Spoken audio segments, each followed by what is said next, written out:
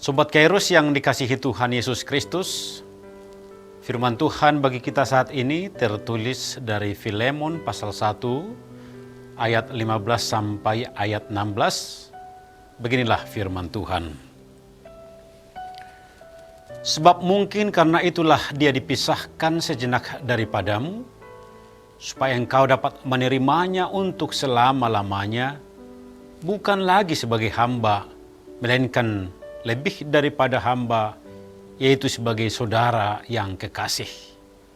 Bagiku sudah demikian, apalagi bagimu, baik secara manusia maupun di dalam Tuhan. Demikianlah firman Tuhan.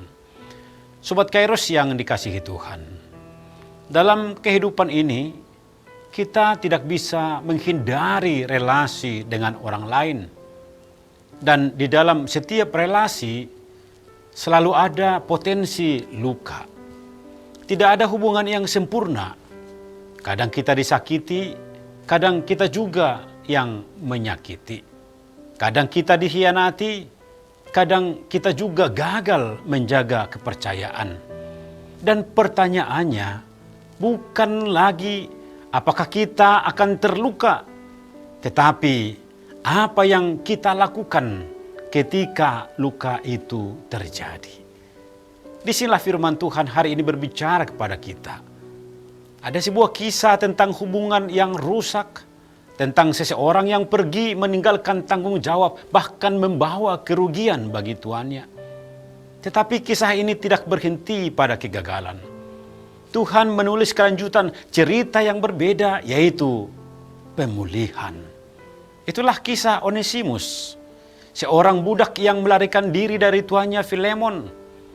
Ia pergi bukan hanya meninggalkan tanggung jawab, tetapi kemungkinan besar juga membawa kerugian. Secara manusia, hubungan ini sudah rusak. Tidak ada alasan bagi Filemon untuk menerima Onesimus kembali. Tidak ada kewajiban untuk mengampuni. Namun di tengah cerita yang tampaknya sudah selesai itu, Tuhan bekerja. Onesimus bertemu dengan Paulus, dan melalui pelayanan Paulus, hidup Onesimus diubah. Ia bukan lagi orang yang sama, ia bukan lagi pelarian, tetapi seseorang yang telah dipulihkan oleh kasih Kristus. Dan Paulus menulis surat kepada Filemon bukan untuk memaksa, tetapi untuk mengajak. Bukan untuk menuntut, tetapi untuk mengetuk hati.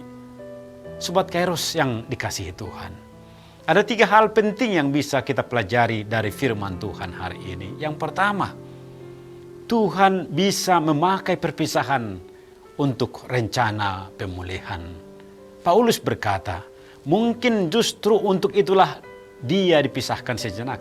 Kata mungkin menunjukkan kerendahan hati bahwa tidak semua hal langsung kita pahami. Tetapi iman melihat bahwa bahkan peristiwa yang menyakiti pun tidak lepas dari tangan Tuhan. Berapa banyak dari kita yang pernah mengalami perpisahan, persahabatan yang retak, keluarga yang menjauh, hubungan yang hancur.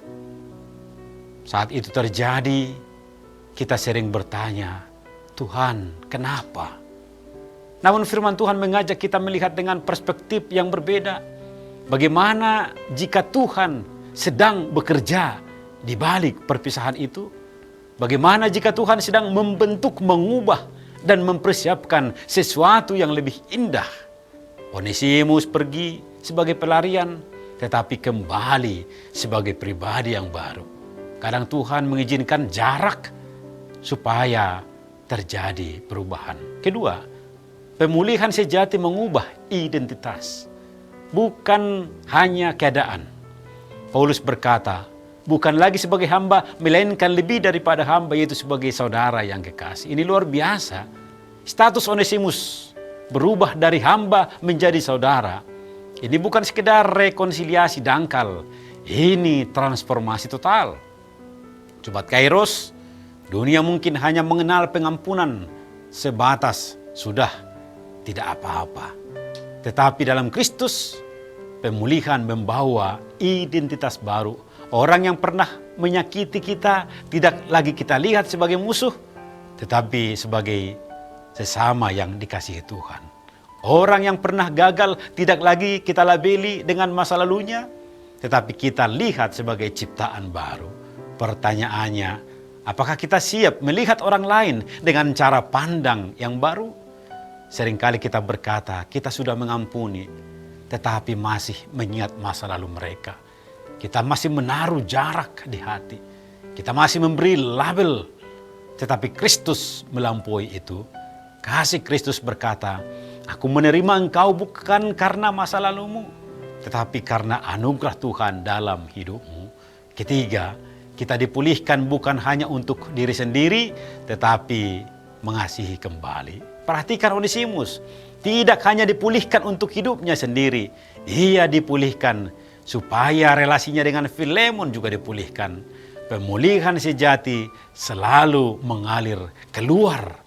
Sobat Kairos, Tuhan Yesus sudah memulihkan kita dari dosa masa lalu kita menjadi ciptaan baru. Tuhan memulihkan kita bukan supaya kita hidup nyaman sendiri. Tuhan memulihkan kita supaya kita bisa mengasihi kembali, bahkan kepada orang yang pernah melukai kita. Ini bagian yang paling sulit. Mengampuni itu sulit. Membuka hati kembali itu lebih sulit. Tetapi disitulah kuasa Injil nyata. Paulus bahkan berkata kepada Filemon di bagian lain surat ini, terimalah dia sama seperti engkau menerima aku. Ini standar tinggi, menerima Onesimus seperti menerima Rasul Paulus sendiri. Sobat Kairos, bayangkan itu. Orang yang pernah merugikan kita diminta menerimanya dengan kasih yang sama seperti kita menerima orang yang kita hormati. Itu hanya mungkin jika kita hidup dalam kasih Kristus. Sobat Kairos yang dikasihi Tuhan, mungkin hari ini ada Onesimus dalam hidup kita. Seseorang yang pernah mengecewakan, menyakiti, atau meninggalkan. Atau mungkin kita sendirilah Onesimus itu. Kita yang pernah gagal, pernah melukai orang, pernah lari dari tanggung jawab. Kabar baiknya hari ini adalah Tuhan memulihkan kedua pihak. Bagi Onesimus ada kesempatan untuk berubah. Tidak ada masa lalu yang terlalu rusak untuk dipulihkan Tuhan. Bagi Filemon ada panggilan untuk mengampuni. Tidak ada luka yang terlalu dalam untuk disentuh oleh kasih Kristus. Bagi kita semua ada undangan untuk hidup dalam kasih yang memulihkan. Mari menjadi pribadi yang dipulihkan untuk mengasihi, bukan untuk menyimpan luka, tetapi membawa pemulihan. Bukan mengingat kesalahan, tetapi menyatakan kasih. Bukan menutup hati, tetapi membuka ruang bagi anugerah Tuhan bekerja. Karena pada akhirnya dunia akan mengenal Kristus bukan hanya dari apa yang kita katakan, tetapi bagaimana kita mengasihi. Amin. Selamat beraktivitas Sobat Kairos. Tuhan memberkati. Shalom.